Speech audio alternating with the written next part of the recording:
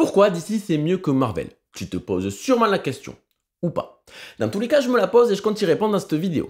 Pour ça, je vais... Wow. Qui es-tu? Je suis fan de Marvel. Ok, et pourquoi t'as ce chapeau sur la tête? C'est mon style, je me balade comme ça en fait. On n'a pas le budget. On n'a pas le budget. Bref, Marvel c'est mieux que DC. Non, DC c'est mieux que Marvel. Oh là, on n'a vraiment pas le budget. Non, c'est Marvel. Non, c'est DC. Marvel, DC, Marvel, DC, Marvel, DC, Marvel, DC. Ok, stop.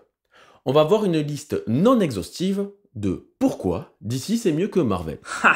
Et la prochaine fois, on verra pourquoi Marvel c'est mieux que DC. Chais. Puis on fera une conclusion. Donc on va partir sur 4 raisons qui font que DC est supérieur à Marvel. Générique. On en a pas. Mais si, le truc avec la bouche là. Ah.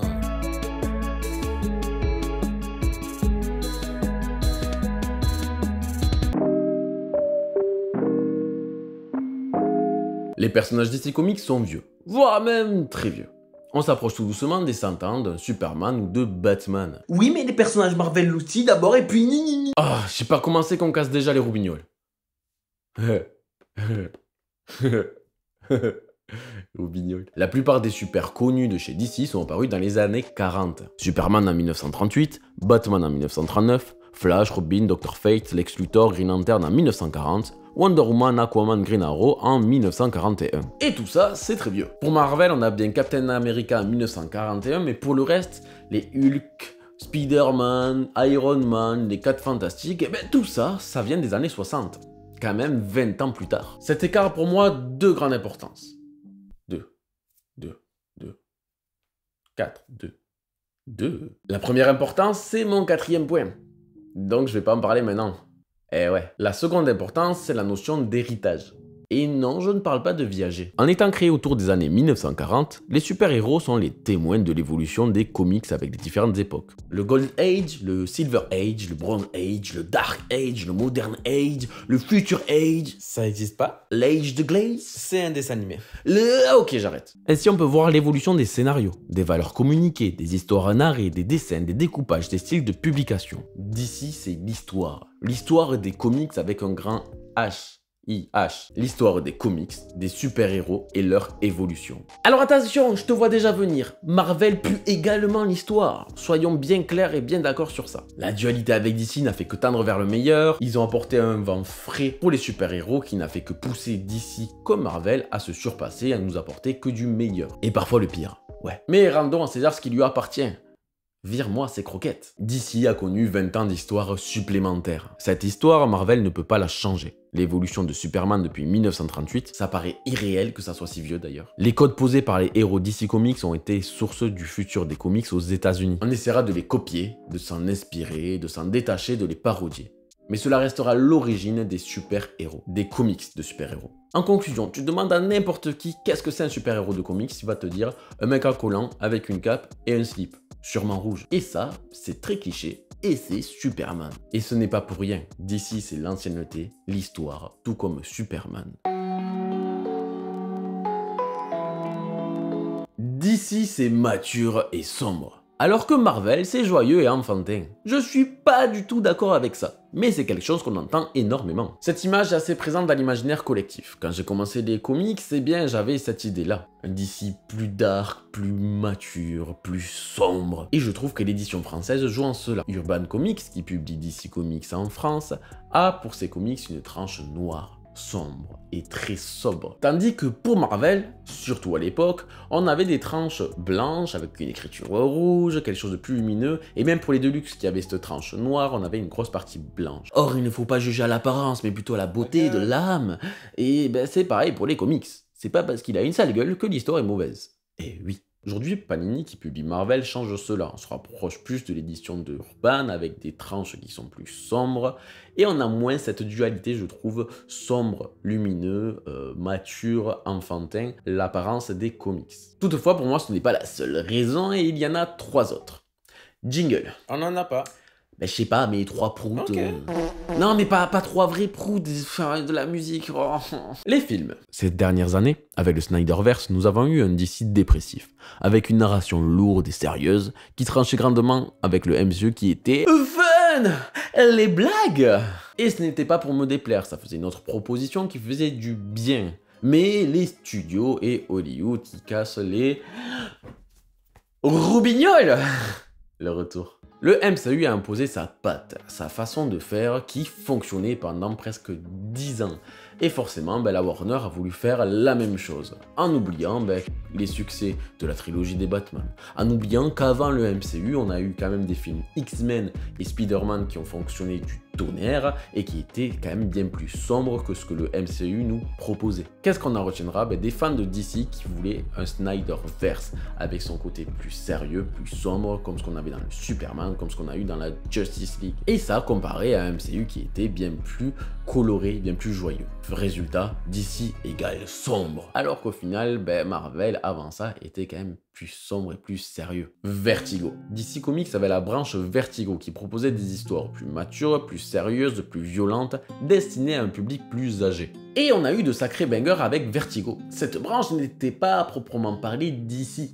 Mais c'était pas non plus complètement autre chose. Pourtant, on a pareil chez Marvel, il suffit de lire du Punisher pour voir des histoires plus sérieuses, plus violentes, avec un héros qui est quand même sacrément mainstream aujourd'hui. Mais ça fait figure d'exception dans la vision populaire, donc Vertigo égale DC, qui est égal à sombre. Alan Moore et Frank Miller, deux auteurs de légende qui ont fait des comics iconiques et incroyables, notamment chez DC. Leurs scénarios et leur narration étaient connus pour être intelligentes, sombres, matures, parfois lourdes, mais dans tous les cas, passionnantes. Et tous ces comics, c'est du DC. Donc c'est associé à DC. C'est des histoires sérieuses et sombres qui y sont liées. Pourtant, ces auteurs ont également écrit chez la concurrence. Frank Miller a fait des histoires de dingue chez Marvel, ne serait-ce qu'avec Daredevil. Mais l'histoire retiendra que Frank Miller et Alan Moore, c'est DC Comics.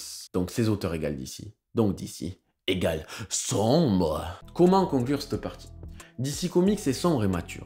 Alors oui, pour les non-lecteurs de comics ou les lecteurs occasionnels, voire ceux qui ne lisent que du DC Comics. Par contre, si tu lis du DC et du Marvel, que tu aimes les comics, tu sauras que c'est totalement faux, que les deux éditeurs possèdent des histoires lumineuses, plus légères, mais également des récits plus sombres, plus matures. Cependant, il y a des différences entre les super-héros, et ça j'en parlerai dans mon 4e point, comme tout à l'heure.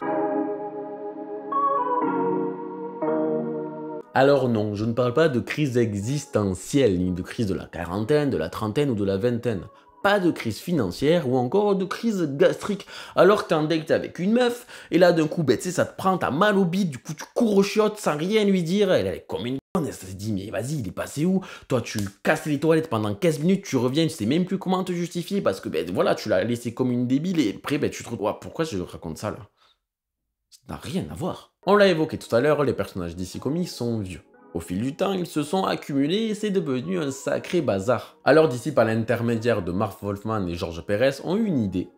Crisis on Infinite Earths. Cela marquera l'univers DC et les lecteurs. Une lecture passionnante qui permet d'éclaircir l'univers DC et de ramener de nouveaux lecteurs. Alors DC lança une nouvelle ère, celle des événements à grande ampleur. Zero Hour, Crisis Intime, Identity Crisis, Infinite Crisis, 52, Final Crisis, Flashpoint, ETC. Ça fait vendre, les lecteurs kiffent, ça fait de gros crossovers, et en plus, ça permet d'éclaircir la continuité, l'univers DC Comics, de virer certains personnages, de les fusionner, de tout. Avant 1985 et Crisis on Infinite Earths, personne n'avait fait ça. C'était une sacrée prise de risque, et c'est devenu une petite révolution. Aujourd'hui, les événements, c'est monnaie courante. On en a plein chez DC, comme chez Marvel. Marvel avait bien fait le tournoi des champions et les guerres secrètes avant Crisis on Infinite Earths, mais c'est pas quelque chose de comparable en termes d'ampleur sur l'univers. Ainsi, Marvel lança plus tard sa trilogie de l'infini. On aura grâce à ça droit à des bangers comme Civil War ou encore plus tard Secret War. Plein de trucs en war quoi. Ça marquera ainsi une évolution dans la consommation des comics. On n'avait plus des titres seuls, mais on pouvait faire de gros crossovers et clarifier une ligne éditoriale ou un univers qui pouvait énormément partir dans tous les sens avec la logique de consommation des comics. On a plein d'auteurs différents qui font chacun leurs histoires, au bout d'un moment c'est compliqué. Événement, on clarifie le tout, on repart sur un numéro 1 et ça fait du bien à tout le monde. Les personnages d'ici ont une aura différente des personnages Marvel. Wonder Woman, Superman dégagent une impression quasi divine. Alors que les super de Marvel paraissent atteignables, leurs équivalences DC Comics ont des statuts de demi-dieux. Pourquoi cette impression et pourquoi est-ce plaisant? Bien que l'univers d'ici se passe sur Terre, on a des villes fictives. Ainsi, nous suivons des personnages dans des lieux inconnus où tout semble pouvoir arriver. Leur présence en devient précieuse et symbolique. On se représente aux personnages par admiration, sympathie et non par appartenance à un lieu, un âge ou un mode de vie. On ne suit pas la petite chauve-souris sympa du quartier en quelque sorte. De plus, l'origine de ces personnages est peu liée à un changement d'humain vers méta ou super-humain. Comme on l'a dit dans la première partie, les personnages d'ici sont vieux. Leur création date des années 40. À ce moment-là, les avancées technologiques étaient faibles. Ainsi, la création de ces personnages se base essentiellement sur de la magie, de la mythologie ou de l'espionnage. Flash étant une petite exception à tout ça. Quelques petits exemples.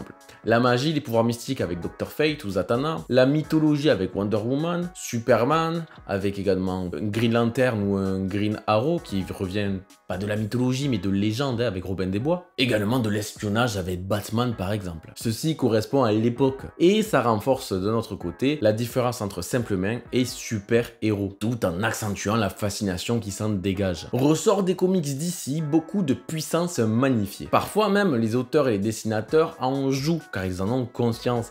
Je pense par exemple à la mort de Superman. La composition de la planche avec la cape déchirée, la femme pleurant l'héros disparu, l'iconisation est forte. C'est la fin du super-héros dans une scène quasi biblique. D'ailleurs, Snyder l'a bien compris et l'a superbement mise en scène dans Batman vs Superman avec une photographie léchée. Même plus récemment, des auteurs comme Tom King savent jouer de ça. Les dessins de Bill Key Avery subliment le tout par exemple pour Supergirl. Toutes ces idées rendent les personnages d'ici passionnants. Et on a moins ce côté-là chez Marvel. Marvel, on va plus être sur du méta-humain, c'est-à-dire de l'humain qui récupère un super pouvoir. La piqûre pour Spider-Man.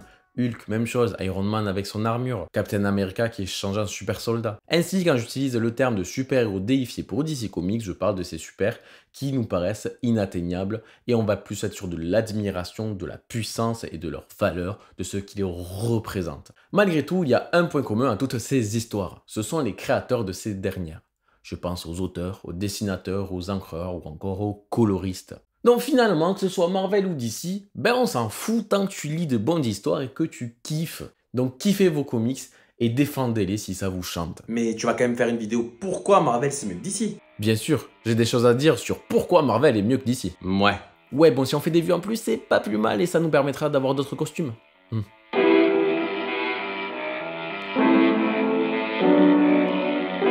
J'espère que t'as kiffé la vidéo. Like, partage, abonne-toi, ça fait plaisir. Commente aussi pour me dire ce que t'en penses. C'était 4 points sur pourquoi DC est meilleur que Marvel, qui au final est plus sur les différences qui font que tu peux apprécier DC plutôt que Marvel. T'as compris, je vais en faire une autre vidéo sur pourquoi Marvel c'est mieux que DC, mais qui sera dans le même temps, c'est-à-dire 4 points qui font que tu peux préférer Marvel à DC. Je l'ai déjà dit, mais like, partage, commente, ça fait plaisir, ça aide la chaîne, c'est cool. Je te répondrai sur barre ou je mettrai au moins un petit like si je lis ton commentaire. Bref, c'était Laro, expert et curieux de tout.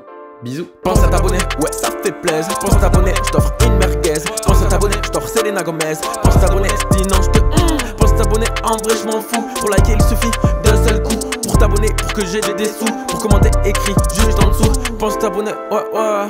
Pense à t'abonner, ouais. Pense à t'abonner, Pense à t'abonner, pense à t'abonner, pense à t'abonner, ouais. Pense à t'abonner quand il fait froid, mais à